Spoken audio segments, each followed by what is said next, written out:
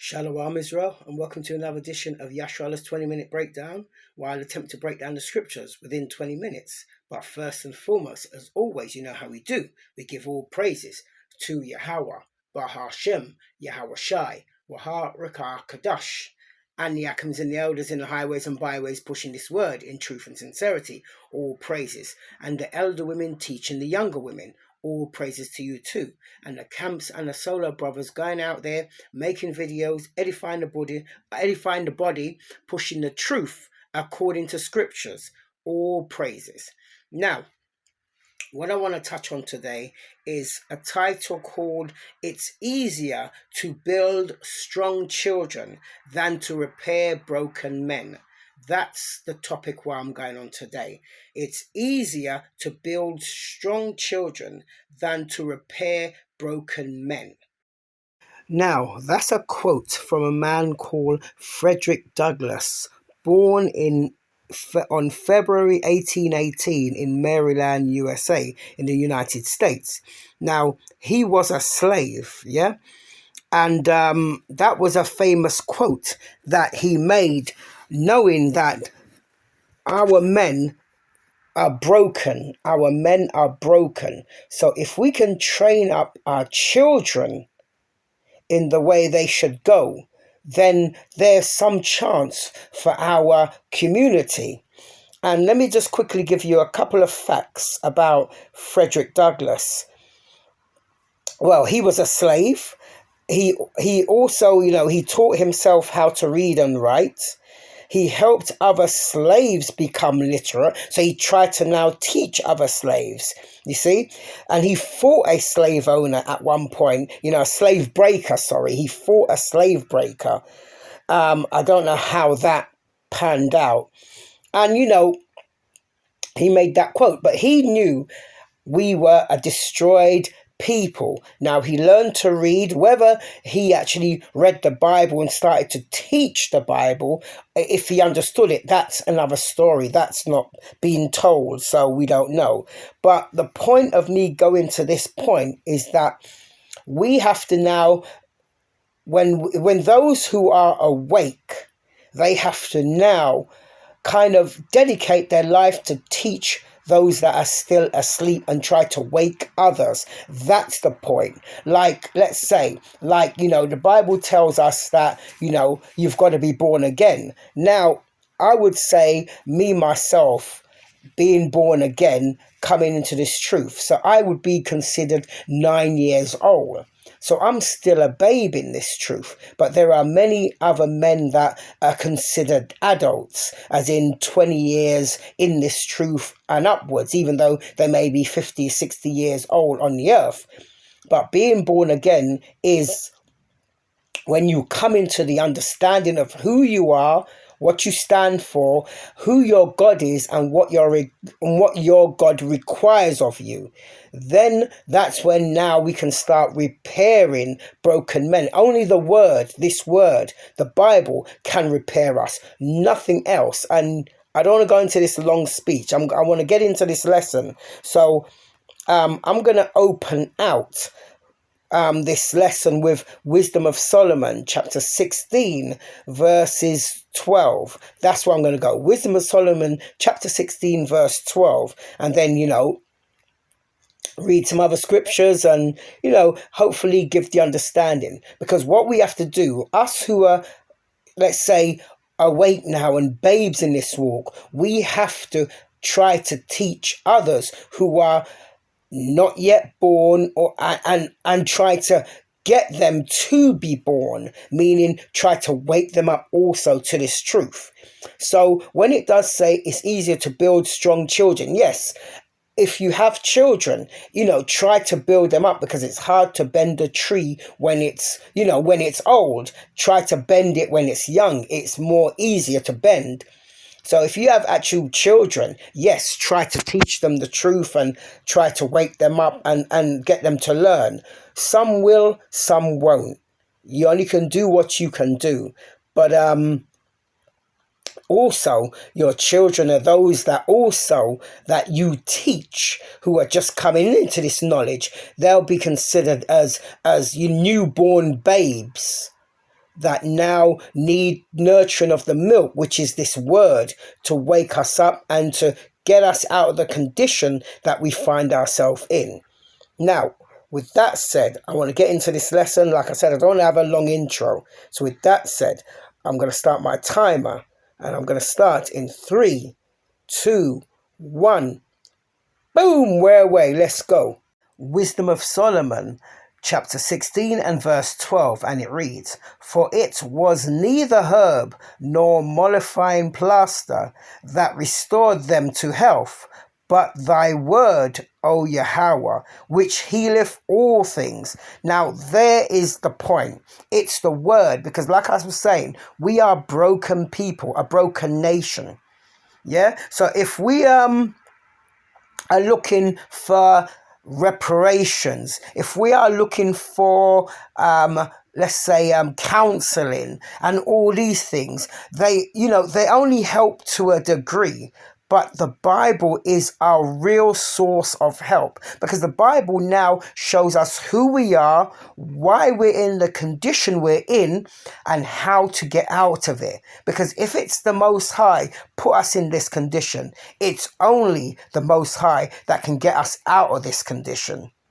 And with that, I'm going to jump to the book of Proverbs, chapter 22 and verse 6, and it reads, "Train up a child in the way he should go, and when he is old, he will not depart from it." Now, that's an important thing, is to train up our children and those that, let's say, are learning from you. And not only it's do as I say, it's got to be do as I do as well. You have to be that perfect example, walking uprightly and correctly, so others can see the good works the Most High through Yahushua has wrought in you.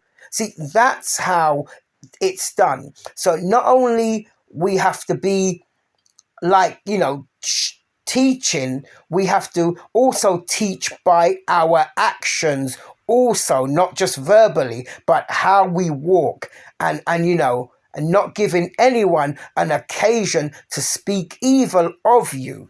Now I'm going to quickly jump to the book of Isaiah, chapter 2, verse 5, and it reads, "O house of Jacob, come ye, and let us walk in the light of the Lord." Now, it says the house of Jacob. Now, when you go to Genesis 32, verses 27 to 28, there it shows where Jacob's name was changed to Israel. And obviously from there he had 12 sons, and they became the 12 tribes of the children of Israel. And, they keep generating, and to now, to my generation and beyond.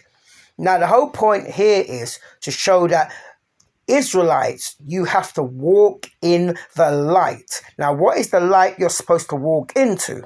The book of Proverbs, chapter 6 and verse 23. "For the commandment is a lamp, and the law is light, and reproofs of instructions are the way of life." Now that sums it up perfectly, showing that the commandments and the laws is light. Once you're keeping the laws, that's how you're walking in the light of the Lord. And that is the instructions to life. Keep my commandments and live. You see how they all tie in together.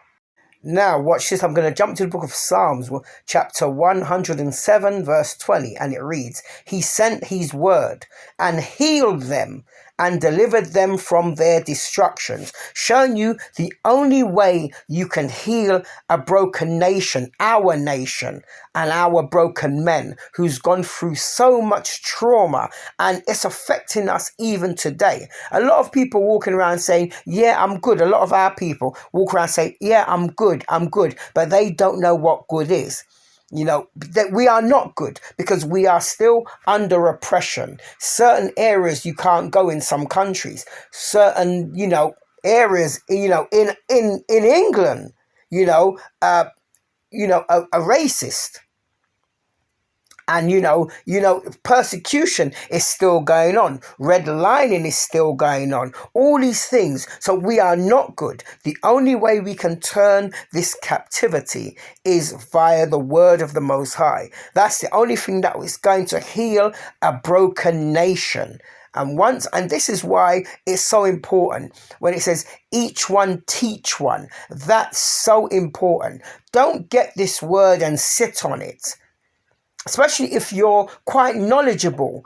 Pass it on, to friends, family, whether they hear or forbear.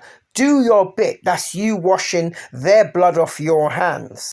Now, with that said, I'm going to jump to the book of John, chapter 3, verse 3. Christ's very words. Listen to what he said here. John chapter 3, verse 3. Yahushua answered and said unto him, Verily, verily, I say unto thee, except a man be born again, he cannot see the kingdom of the Most High. And you see, even Yahushua is telling you, unless you change, born again, there's no hope for you. So the only way is this word. And it's funny because sometimes I ask, Christians, what does it mean to be born again? And they give you this whole rhetoric and this story. Now, I'm going to explain to you what it means to be born again in one verse. And I'm going to use the Bible to do it. Watch this. 1 Peter chapter 1 and verse 23. And it reads, being born again, not of corruptible seed, but of incorruptible, by the word of the Most High, which liveth and abideth forever. That tells you exactly what it means to be born again. Is by keeping the words of the Most High, which is his laws, his statutes, and his commandments. It's so clear. And watch this. I'm going to prove that too. I'm going to jump to the book of Ecclesiastes, chapter 1 and verse 5. Listen to this. The word of God Most High is the foundation, is the fountain of wisdom, and her ways are everlasting commandments. Boom. That's how you explain born again. In a couple of verses, it's clear and precise. Now, watch this. I'm going to jump back to the book of John, but chapter 13, verses 13 to 15. This is Christ again. Listen to what he says here. John chapter 13 and verse 13, and it reads, Ye called me Master and Lord, and ye say, well, for so I am. So so Yahushua, Christ says, you call me Master and Lord. You say, well, because I am. Watch verse 14. If this verse 14 of the same chapter, if I then, your Lord and Master, have washed your feet, ye also ought to wash one another's feet. Verse 15, for I have given you an example that ye should do as I have done to you. Now, the point I'm showing you there, Christ showed us how to keep the commandments and how to walk. And if we claim to be Christ-like, we should be following his footsteps and doing the same. Now, I'm going to jump to the book of 1 Peter, chapter 2, verse 1 to 2, because this is a main problem we have in our nation. And these things that Peter is going to list, just a few things, we have to put aside. We have to work. This is why we have to work on ourselves, because yes, we are coming into this truth with issues from the world. But what we have to do, we can't continue in these issues. The more understanding and knowledge we get in the scriptures is the more better of a person we ought to be.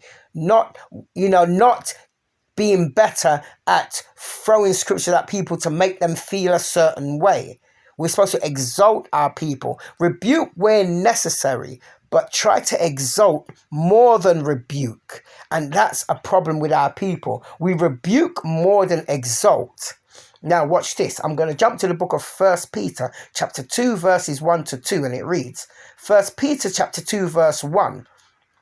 Wherefore, laying aside all malice and all guile and hypocrisies and envies and all evil speaking. Now, that's a major thing we have to try to put aside, because there's a lot of very well-learned brothers that's, not like me, which I'm a babe. They are actually an adult in this truth, but yet they're still clinging on to a lot of malice, a lot of guile, hypocrisies, envies, and evil speaking of others. How are you teaching to be righteous, but yet yourself with all malice, guile, and all these things? Yeah? Watch this. 1 Peter chapter 2 and verse 2 now. And it reads, as newborn babes desire the sincere milk of the word, that ye may grow thereby. And that's an important scripture. This is why sometimes some of these brothers needs to go back to the drawing board and check themselves. Am I walking correctly? And sometimes before we do something or say something, we need to think, would have Christ done this? Would have Christ said this? And this is how we have to check and reprove ourselves before we can start reproving and checking others. That's what makes a great leader. He would make sure he look into himself first. Then he start looking at others. Now, with that said, I'm going to jump to the book of Psalms, chapter 51 and verse 5. And it reads, behold, I was shapen in iniquity, and in sin did my mother conceive me. Now, when I've heard people, especially Christians, talk about this scripture, they try to say, yeah, we were born in sin. We're all sinners. We're born in sin. Well, that's not true. That is absolutely not true. Because remember, sin is the transgression of the law. So you can't say we are all born in transgression of the law, because the only way you can transgress something, you have to know about it first in order to be a transgressor. Now, here's the understanding to that verse. This is Romans chapter 8 and verse 3, and it reads, for what the law could not do, in that it was weak through the flesh, God sending his own Son in the likeness of sinful flesh, and for sin condemned sin in the flesh. Now, there's the understanding, showing that we are born in this sinful flesh. That's what Psalms 51 and verse 5 is talking about. Because when it says, and in sin did my mother conceive me. Now, it doesn't mean the act that your mother and your father did was sinful. No, because the Most High ordained that's the way children will come forth. So that act isn't sinful. What is the problem is that we are born in this sinful flesh. The flesh always wants to go against the spirit. The flesh wants to do what's pleasing to the flesh, and the spirit warring against the flesh. That's what Romans 8 and 3 about Paul is trying to teach here. Now, I'm going to jump back to the book of Psalms, chapter 51, verses 6 and 7.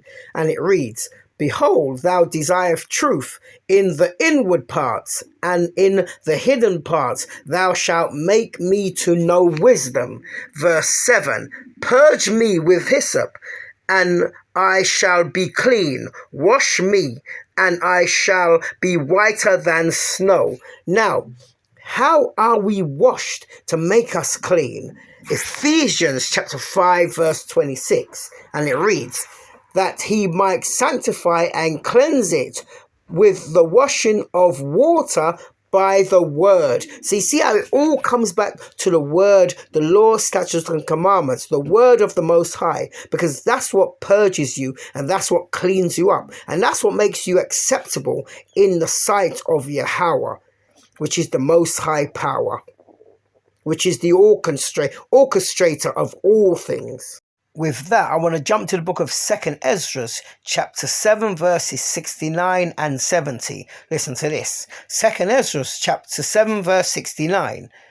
And being judge, if he should not forgive them that are cured with his word, and put out the multitude of contentions, verse 70, there should be very few left, peradventure, in an innumerable multitude. Showing you clearly, if the Most High didn't forgive them that are cured with his word, right? Because his word puts away a multitude of contentions. Because once you're keeping the commandments, laws, statutes, and commandments to the best of your ability, you'll think on certain things, and things that you normally probably would have reacted to, you won't. Things that you probably would have done, which was against the commandments, you won't, because you've been keeping them, and his word has cured you. Now, it says there, peradventure, he said that there would be very few left of a innumerable multitude if you weren't forgiven and cured of his word, by his word, Salakia, by his word. So let's bear that in mind. So to fix this broken nation, what we need to do is pick up the Bible, which is a book of laws, statutes, and commandments. Read, and learn. And once you've learned, pass on what you've learned to fix this broken nation. Now, I think I've made my point. I haven't timed out, but I'm going to leave it there. So with that, this is Yasharallah. We out.